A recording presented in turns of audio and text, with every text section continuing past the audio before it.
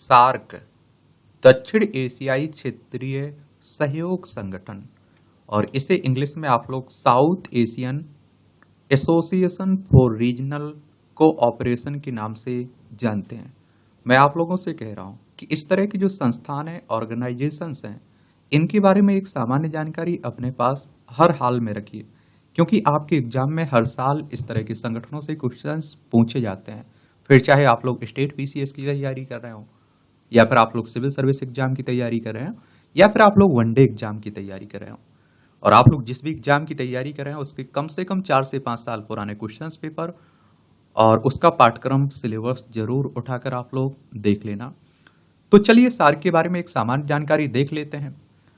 और इसकी स्थापना की डेट आपको याद रखना है, 8 दिसंबर 1985 में इसकी स्थापना हुई थी और इसका हेडक्वार्टर काठमांडू नेपाल में देखने को मिलेगा। देखिए ये हमारी प्यारी पृथ्वी है, इसमें आप देखिए ये हमारा प्यारा भारत है, ये आपको नेपाल देखने को मिलेगा, एशिया आपको देखने को मिल रहा है। तो इसमें आप देखिए ये नेपाल है, उत्तराखंड, उत्तर प्रदेश, बिहार, सिक्किम और पश्चिम बंगाल, 5 राज्यों की सीमा लगती है हमारी, किससे? नेपाल से।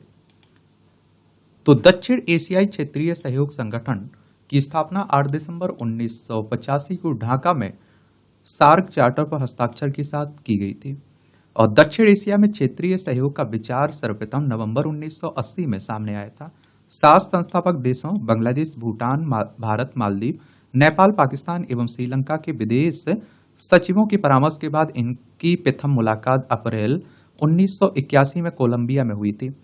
अफगानिस्तान वर्ष 2005 में आयोजित हुए 13वें वार्षिक शिखर सम्मेलन में सार्क का सबसे नया सदस्य बना था और इस संगठन का मुख्यालय और सचिवालय नेपाल के काठमांडू में आपको देखने को मिलेगा।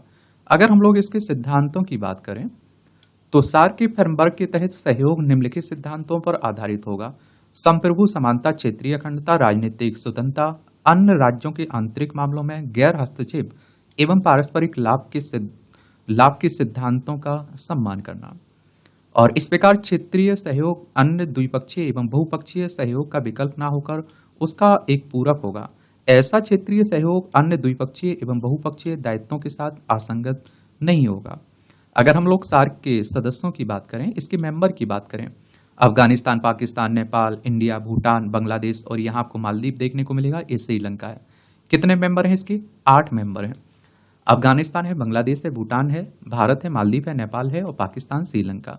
वर्तमान में आप देखिए सार्क के 9 पर्यवेक्षक सदस्य भी हैं: ऑस्ट्रेलिया, चीन, यूरोपीय union, Iran, Japan, Republican of Korea, Mauritius, Myanmar और संयुक्त राज्य अमेरिका देखने को मिलेगा।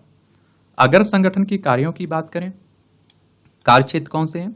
तो मानव संसाधन विकास एवं पर्यटन, कृषि एवं ग्रामीण विकास, पर्यावरण, अप्राकृतिक आपदा एवं बायोटेक्नोलॉजी, आर्थिक व्यापार एवं वित्त, सामाजिक मुद्दे, सूचना एवं गरीबी उन्मूलन, ऊर्जा परिवहन, विज्ञान एवं प्रौद्योगिकी, शिक्षा, सुरक्षा एवं संस्कृति और अन्य। अगर हम लोग सार्क के उद्देश्य की बात करें, सार्क का उद्देश्य तो दक्षिण एशिया के लोगों के कल्याण को बढ़ावा देना एवं उनके जीवन की गुणवत्ता में सुधार करना और इस क्षेत्र में आर्थिक वृद्धि, सामाजिक प्रगति, सांस्कृतिक विकास में तेजी लाना और सभी व्यक्तियों को गरिमापूर्ण जीवन जीने का अवसर प्रदान करना तथा उनकी क्षमताओं का आकलन करना। दक्षिण एशिया के देशों के मध्य सामूहिक आत्मनिर्भरता को बढ़ावा देना और उसे मजबूत करना, एक दूसरे की समस्याओं का मूल्यांकन, आपसी विश्वास, समझ को बढ़ावा देना, आर्थिक, सामाजिक, सांस्कृतिक, तकनीकी एवं वैज्ञानिक क्षेत्र में आपसी सहयोग एवं सक्रिय सहभागिता को प्रोत्साहित करना, अन्य विकासशील देशों के साथ सहयोग को मजबूत बनाना, समान हितों के मामले में अंतर्राष्ट्रीय मंच पर आपसी सहयोग को मजबूत बनाना, अंतर्राष्ट्रीय एवं क्षेत्रीय संगठनों के साथ समान उद्देश्यों एवं लक्ष्यों के साथ सहयोग करना। इसका क्या है? ये आप देखिए उद्देश्य है सार्क का। इसके प्रमुख अंगों की बात करें तो राष्ट्रीय या सरकार के प्रमुखों की बैठक, तो ये बैठकें आमतौर पर वार्षिक आधार पर शिखर सम्मेलन स्तर पर आयोजित की जाती हैं। और विदेश सचिवों की स्थायी समिति, तो समिति संपूर्ण निगरानी एवं समन्वय स्थापित करती है, प्राथमिकताओं को निर्धारित करती हैं और संसाधनों को संगठित करती हैं और परियोजनाओं तथा वित्त पोषण को मंजूरी देती हैं।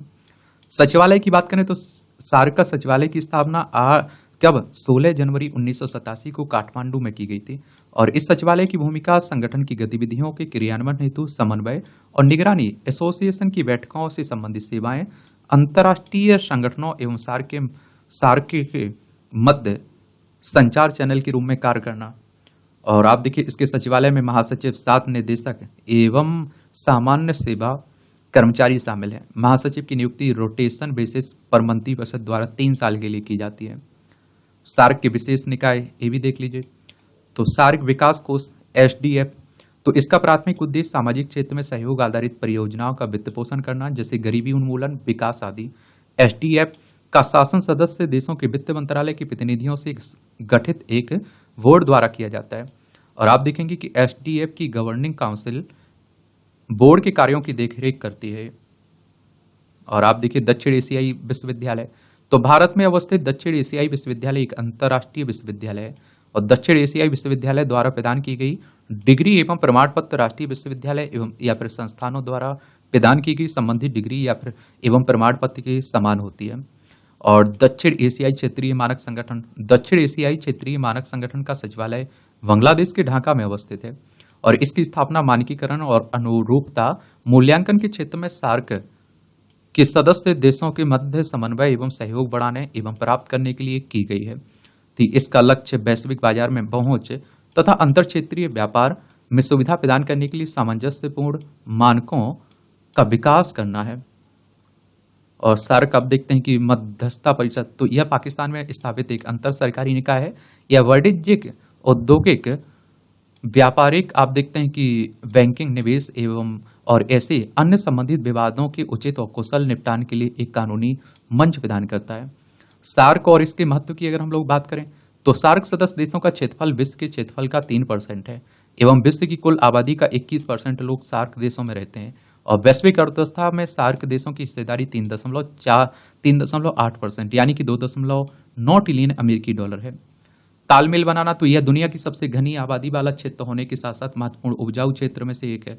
सार्क देशों में परंपरा, परिधान, भोजन और सांस्कृतिक एवं राजनीतिक पहलू लगभग समान है, जो उनके कार्यों में तालमेल एवं या फिर सहयोग स्थापित करने में लाभदायक है। और आप देखते हैं कि समान समाधान, तो सार्क के सदस्य देशों में समान समस्याएं, मुद्दे विद्यमान हैं, जैसे गरीबी, निरक्षरता, कुपोषण, प्राकृतिक आपदाएं, आंतरिक संघर्ष, औद्योगिक एवं तकनीकी पिछड़ापन, निम्न GDP और निम्न सामाजिक आर्थिक स्थिति। अतः विकास के सामान्य क्षेत्रों का निर्माण कर तथा विकास प्रक्रिया में आने वाली समस्याओं का समाधान करके वे अपने जीवन स्तर का ऊपर उठा सकते हैं। अगर हम देखें सार्क की उपलब्धियों की बात करें तो मुक्त व्यापार क्षेत्र, वैश्विक क्षेत्र में सार्क तुलनात्मक रूप से एक नया संगठन है।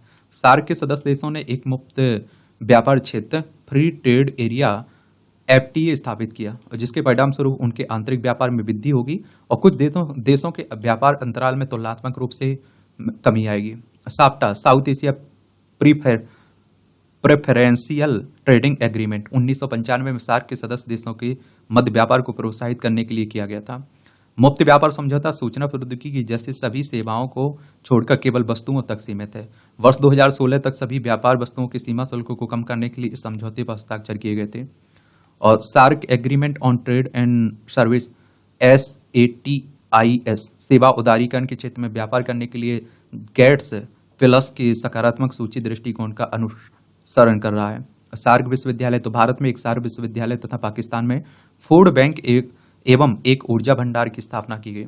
भारत के लिए क्या महत्व है, तो पहले पड़ोसी, तो देश के सीमावर्ती पड़ोसियों को प्रमुखता। भू रणनीतिक महत्व, यह विकास प्रक्रिया एवं आर्थिक सहयोग में नेपाल, भूटान, मालदीव, श्रीलंका को आकर्षित करके चीन के one belt and one road कार्यक्रम का विरोध कर सकता है। क्षेत्रीय स्थिरता, तो आप देखिए सार्क इन क्षेत्रों के बीच आपसी विश्वास एवं शांति स्थापना में सहयोग कर सकता है। वैश्विक नेतृत्व की भूमिका, यह भारत को अतिरिक्त जिम्मेदारियां लेकर क्षेत्र में अपने नेतृत्व को प्रदर्शित करने के लिए एक मंच प्रदान करता है। भारत की एक्ट ईस्ट पॉलिसी के लिए एक गेम चेंजर, दक्षिण एशियाई अर्थव्यवस्थाओं को दक्षिण पूर्व एशिया के साथ लिंक करके मुख्य रूप से सेवा क्षेत्र में भारत के लिए आर्थिक एकीकरण एवं समृद्धि को आगे लाया जा सकता है। इसके सामने बहुत सारी चुनौतियां हैं। एक तो बैठक की कमी, तो सार्क के सदस्य देशों के बीच अधिक अनुबंध किए जाने की आवश्यकता है। साथ ही सम्मेलन के अतिरिक्त इन सदस्य देशों के द्विपक्षीय सम्मेलन का आयोजन वार्षिक रूप से कराने की आवश्यकता है। और समन्वय क्षेत्र व्यापक होने के कारण यह ऊर्जा एवं संसाधनों में परिवर्तन का नेतृत्व भी करता है। और इसमें एक तो आप देखते हैं पाकिस्तान शामिल है। साप्टा की सीमाएं, साप्टा का क्रियान्वयन संतोषजनक नहीं रहा है। यह मुक्त व्यापार समझौते, सूचना प्रौद्योगिकी जैसे सभी सेवाओं को छोड़कर केवल वस्तुओं तक सीमित रहा है। भारत पाक संबंध, तो भारत और पाकिस्तान के मध्य बढ़ते तनाव एवं संघर्ष के ने सार्क की क्षमताओं को कम भी किया है। तो इस तरह से आप देखेंगे ये कहानी है सार्क की, इसके बारे में जरूर आप लोग याद रखिएगा। और कोई आपका सवाल मेरे लिए हो, सुझाव हो, तो आप लोग जरूर बता सकते हैं।